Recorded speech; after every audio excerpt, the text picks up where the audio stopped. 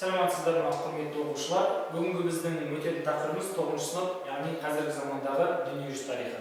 Бүгін біз бірінші және екінші тақырыптар жөнінде сөз өрбітетін боламыз. Тақырыбымыз бірінші тақырып. Бірінші дүниежүзілік соғыс жылдарындағы әлем елдері және бірінші дүниежүзілік соғыс жағдайы, және ол қалай болды және қалай аяқталды. Және екінші тақырыбымыз Версаль Вашингтон жүйесі, яғни бірінші дүниежүзілік соғыстан кейінгі келісімдер жөнінде айтатын боламыз. Бірінші дүниежүзілік соғысқа тоқталмай жатып, 1882 жылы құрылған Үштік одақ жөнінде айтсақ. Үштік одақ 1882 жылы құрылды. Үштік одаққа кірген ең басты мемлекеттер Германия, Австрия-Венгрия және Италия мемлекеті болды. Ал ол Үштік одаққа қарсы Ұлыбритания, Франция және Ресей мемлекеттері 1907 жылы Антанта атты одақ құрған болатындығын. Енді бұл әлем елдерінің алдында бір соғысты бастауға бір себеп керек болды. Ал ол себеп 1914 жылы ғана туды. 1914 жылы 28 маусымда Австрия-Венгрияның тақ мұрагері Франц Фердинандты Сараево қаласында қастандық жасап кетті. Яғни осы бөлімнен кейін бірінші дүниежүзілік соғыстың басталуына себепші болды. Сол кездегі әлем елдерінде Германия мен Ұлыбританияның, Австрия-Венгрия мен Францияның арасында, Ресей мен Германияның арасында қырқысулар болып жатқан. Енді осы қырқысуларды шешу үшін бұларда басты себеп керек болды. Енді осы себепті Австрия-Венгрияның тақ мұрагерін Франц Фердинандты кім өлтіріп кетті деген үлкен сұрақ туды. Ал оны табу үшін енді бір үштік одақ Антантаға қарсы соғыс ашты. Ал бұл соғыстың жоспары 15 жыл бұрын дайындалып қойылған болатын. Бұл жоспар Шлиффен жоспары. 1914 жылы 23 шілдеде Австро-Венгрия Сербияға, яғни Францияға тиесілі Сербияға ультиматум жіберді. Яғни мен саған соғысты бастайын деген сияқты ультиматумды жариялаған болатын. Ал оған қарсы жауап ретінде Сербия ешқандай жауап қайтармады. Сонда 1914 жылы 23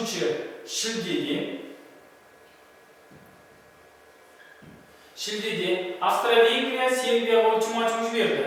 Ал оны күтпей 28 шілде күні Австро-Венгрия Сербияға соғыс ашты. Ал Франция болса Германияға 4 тамыз күні Шлиффен жоспары арқылы Бельгиядан өтіп Францияға шабуылға шыққан болатын. Осылайша бірінші дүниежүзілік соғыс басталып кетті. Сонымен бірінші дүниежүзілік соғыс бізде 1914 жылы басталды, ал аяқталды 1918 жылы. Енді жалпы бізде бірінші дүниежүзілік соғыста екі майданға бөлеміз. Шығыс және батыс майдан. Бізде батыс майдан Ұлыбритания, Франция және Италия болмайды. Шығыс майданда ең басты ел Ресей болады.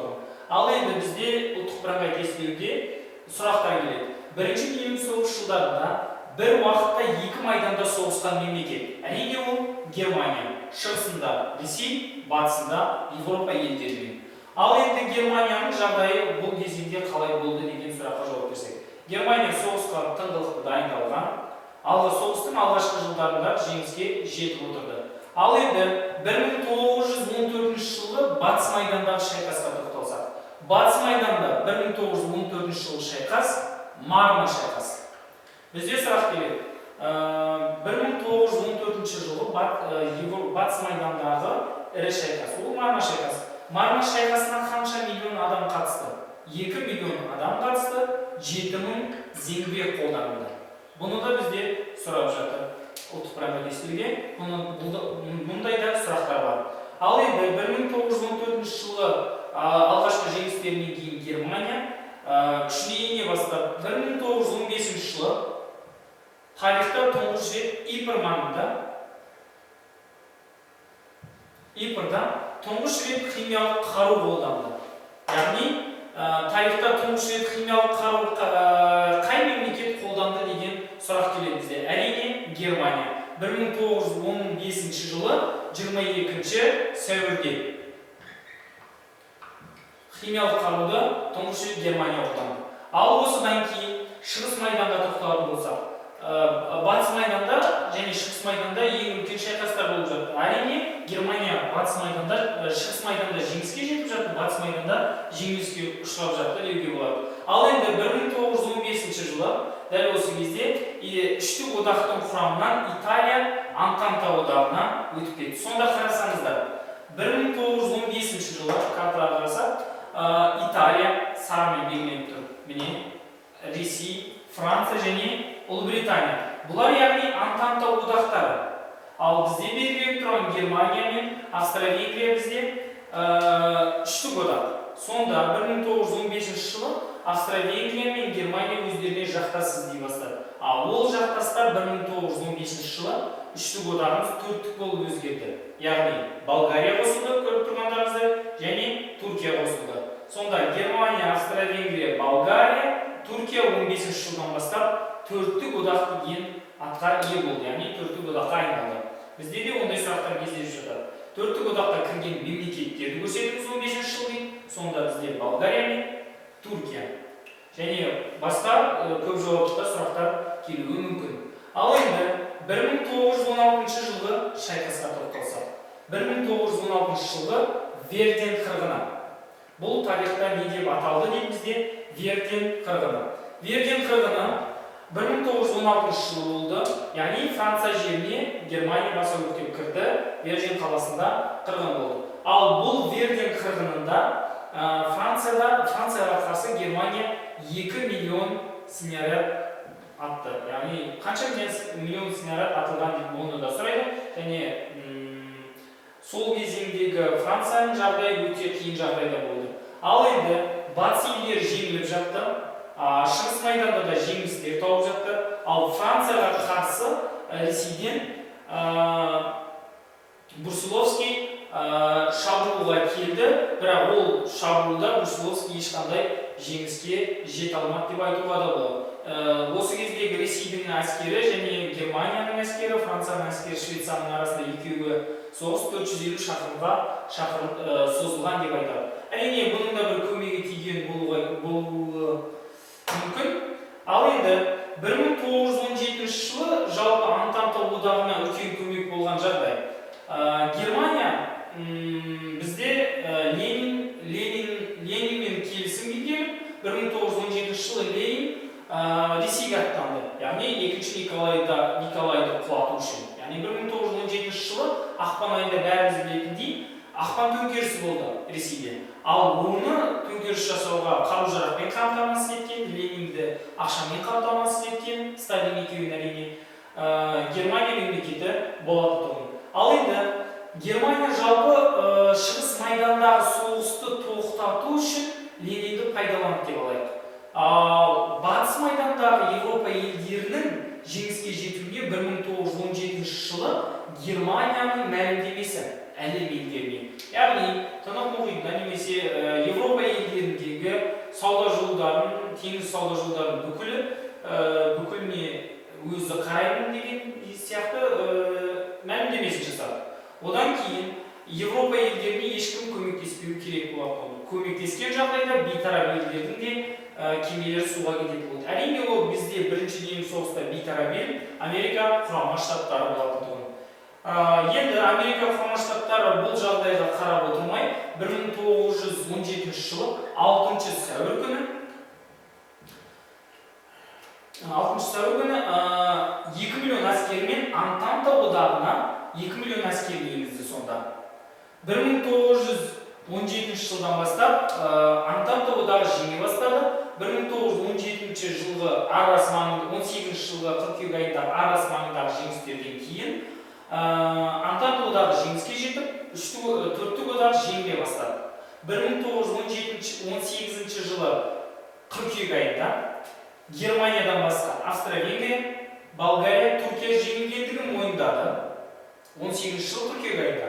Ал Германия 1918 жылы 11 қарашада жеңілгендігін мойындады. Сонда бірінші дүниежүзілік соғыс аяқталды 1918 жылы 11 қарашада.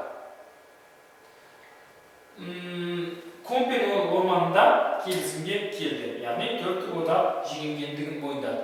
Ал енді бірінші дүниежүзілік соғысқа қанша мемлекет қатысты? Бірінші дүниежүзілік соғысқа 38 мемлекет қатысты, 74 миллион адам қатысты. Ал бірінші дүниежүзілік соғыста жеңген одақ әрине бізде Антанта одағы. Бірақ Антанта одағының ішіндегі Ресей оның 7 жылы соғыстан шығып кеткен болатын. Яғни ол кезде Ресейде ақпан революциясы болып жатып, қос өкімет яғни орнаған болып тұр. Бұл жағдайда сонда Антанта одағында қалған мемлекет Ұлыбритания, Франция және Италия. Әрине Италия 15 жылы ғана Антанта одағына өткен болатын. Ал енді бірінші дүниежүзілік соғыстың әлем үшін жағдай және әлем картасындағы өзгерістер. Бірінші дүниежүзілік соғыс аяқталғаннан кейін империялар, алпауыт империялар, мысалы Ресейдегі Романовтар әулеті, Түркиядағы Осман империясы, немесе Габсбургтер әулеті Австро-Венгриядағы жойылып, мемлекеттер, жеке мемлекеттер құрыла бастады. Міне осымен бірінші дүниежүзілік соғыс тақырыбымыз аяқталды. Ал енді бірінші дүниежүзілік соғыстан кейінгі келісімдерге тоқталатын болсақ. Әрине бізде бірінші дүниежүзілік соғыс 1918 жылы 11 қарашада аяқталды, яғни жылдың соңы. Ал 1919 жылы бізде конференциялар, яғни жиналыстар бола бастады. Яғни жеңілген мемлекеттерге қандай талап қоямыз және не істейміз оларға деген сияқты. Ал енді 1919 жылы 18 қаңтарда бізде Париж конференциясы болды. Яғни Францияда Париж конференциясына жеңген мемлекеттер қатысты. Әрине оған қатыспаған мемлекеттер сұрайды бізде. Тестте былай сұрайды бізде. 1919 жылы Париж конференциясына шақырылмаған мемлекеттер. Әрине Ресей және Германия. Тек қана бұл жерде басшылық еткен мемлекеттер Ұлыбритания, ақш 17 жылы соғысқа кірсе және Франция мемлекеттері басшылық жасады және басқа мемлекеттер қатысты. 1919 жылы Париж конференциясында Ұлыбритания Германияны сақтап қалғысы келді, яғни премьер-министр Ллойд Джордж Германияны сақтап қалуды ойлады. Не үшін Ллойд Джордж Германияны сақтап қалуды ойлады? Өйткені Франция Германиядан ірі көмір алабы, сар көмір алабын алғысы келді және өзінің Эльзас пен Лотарингияны бұрынғы жерін қайтарып алғысы келген. Бұлардың және қайтарып алды. Бірақ сар көмір алабын Америка құрама штаттары, яғни Вудро Вилсон ұлттар лигасын құрып 19 жылы. Ұлттар лигасының қарамағына 15 жыл өтіп кетті. Ал Ұлыбритания Тынық мұхитындағы, өзінің темір жолындағы саудаларына ие болды Германияның. Франция болса Эльзас пен Лотарингияны алған болды. Ал енді Париж конференциясынан кейін бізде ұлттар лигасын сұрайды. Ұлттар лигасы әрине 19 жылы құрылды, оған кірген 5 мүше мемлекет сұрайды. Ұлттар лигасы кірген тұрақты мүшелері Италия, Жапония, Ұлыбритания, Франция және Ұлыбритания, Франция, Италия, Жапония және ақш-тың өзі. Кешірім сұрайын. Ал енді Ұлыбритания осы ұлттар лигасындағы басты біздегі ең басты рөлде тұрған мемлекет әрине ол ақш-тың өзі болды. Ал енді ақш әрине бұл кезеңде ақш өзінің әлемдік аренада өзінің экономикасы жағынан бірінші орынды көтере бастады. Ал екінші орында Ұлыбритания тұрған болады экономикалық жағынан. Әрқашан Ұлыбритания мен Франция бір-біріне бақталас болатын. Ал енді 1919 жылдан бастап Версаль шарты болды. 1919 жылы Версаль шартында 28 маусымда болды. Версаль шартында Германияны шақырып, бұл жерде Версаль келісіміне қол қоюға болатын. Бұл әрине Францияда болды, Версаль сарайында. Версаль шартында Германия репарация төлейді болды. Яғни репарация дегеніміз соғыстың шығыны. Ұлыбритания мен Францияға. Енді сұрақ келеді бізде. 1919 жылы 28 маусымдағы Версаль шарты бойынша Германия репарацияның көп бөлігін кімге төледі? Ұлыбритания ма, Франция ма, ақш ма деген сияқты 5 вариант болады. Бізде әрине Германия репарацияның көп бөлігін 19 жылдан 1932 жылға дейін Ұлыбританияға ең көп бөлігін төлеген еді. Ал енді Американың сол кездегі саясаты Дауэш және Юнг жоспары бойынша 1924 жылы Германияның экономикасын дамыту үшін Дауэш және Юнг жоспарын қабылдап, Германияға инвестиция тартты деп айтуға болады. Енді 1919 жылғы 28 маусымдағы Версаль шартына қол қоймай кеткен мемлекеттер, яғни жерге таласудың арқасында қол қоймай кеткен мемлекет бізде Қытай және Америка. Версаль шарты бойынша біздегі Жапония мемлекетіне Қытайдың Шандун түбегі және Мариан, Каролин, Маршалл аралдары Жапонияға берілді.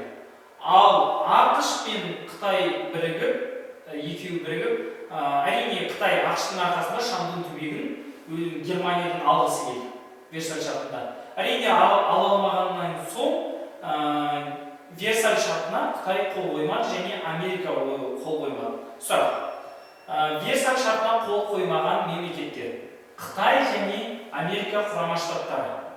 Ал енді 1919 жылғы 28 маусымда болған Версаль шартына қарсы Қытайдағы Пекин университетінің студенттері көтеріліске шығады. Бұл бізде антиимпериалистік қозғалыс деп аталады. Бұл 4 мамыр қозғалысы. 4 мамыр қозғалысы Қытайдағы Пекин университетінің студенттері қарсы шықты, яғни Шандунды Қытайға қайтару үшін. Соның негізінде бізде мәтіндік сұрақ бар. Немесе Ляндун деп береді ғой деймін, мәтіндік сұрақта бізде Шандун түбегін не қарсы Қытайдағы ең үлкен антиимпериалистік қозғалыс десе, бұл 4 мамыр қозғалысы. Ол 19 жыл болды. Сондай талаптарын қойғанның арқасында 1921-22 жылдары бізде Вашингтон конференциясы болды. Вашингтон конференциясында 3 шартқа қол қойылды. Яғни бізде 4-тік, 5-тік және 9-дық деген шарттар бар. Яғни 4 мемлекет, 5 мемлекет, 9 мемлекет деген. Вашингтон конференциясындағы бұл шарттың негізінде 4-тік шарт бойынша 4 мемлекет Тынық мұхитындағы аралдардың тәуелсіздігіне қол сұқпау туралы келісімге келген болатын. Ал енді 5-тік бойынша ақш өзінен, яғни 35 тоннадан асатын әскери кемелерді шығаруға тыйым салды. Одан кейін 9-дық шарты бойынша Шандун түбегі Жапониядан қайтарылды Қытайға. Енді және Қытайдың тәуелсіздігін мойындаймыз деген келісімге келді 9-дық шарты бойынша. Содан кейін бізде Сун Яцен кезімен Қытай Республикасы құрылады. Сонда 1921-22 жылдардағы Вашингтон конференциясының негізінде ақш Қытайдың жағында болып, Жапониядан Шандунды алып Қытайға берді. Сонда бізде Жапония және Германия және Италия жеңген мемлекет, бірақ жеңілген мемлекеттердің қатарында соғысты, бірақ ешқандай жеңгенмен ешқандай пайда таппады деп айтайық. Сонда Италия, Германия және Жапония үшеуі 35-36 жылдардан бастап бірігеді.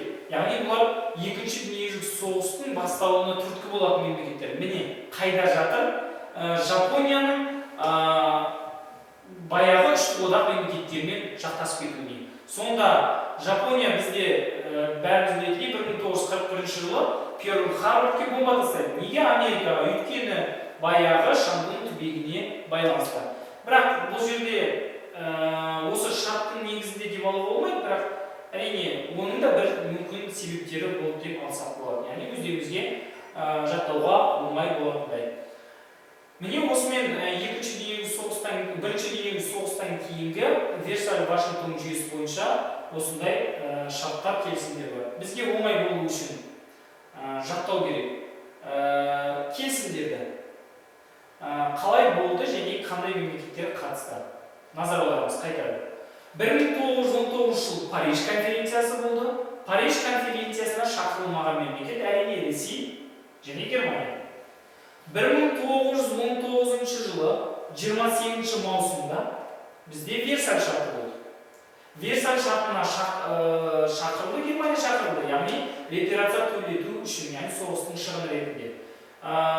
Ол Версаль шартында жерді бөлісе алмағандықтан Қытай мен Америка құрама штаттары қол қоймай кетті. Қол қоймаған екі мемлекет. Вашингтон конференциясында Америка құрама штаттарында болды, яғни Вашингтон қаласында. Вашингтон конференциясында үштік одақтың Антанта одақтары жерлерді бөлінді, бірақ Италия сонда да жеңген мемлекеттің қатарында болғанмен жеңілген мемлекеттің негізінде саналады деп алсақ болады. Міне осылай.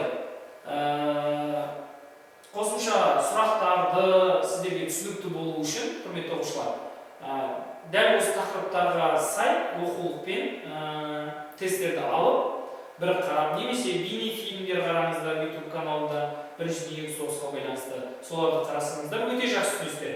Дәл осыны Бірінші дүниежүзілік соғыс пен Версаль Вашингтон конференциялары жақсы түсініп алсаңыздар, ары қаратай Ұлыбритания, Франция, Германия, Италия мемлекеттерін өте жақсы түсінесіздер деген ойдамын.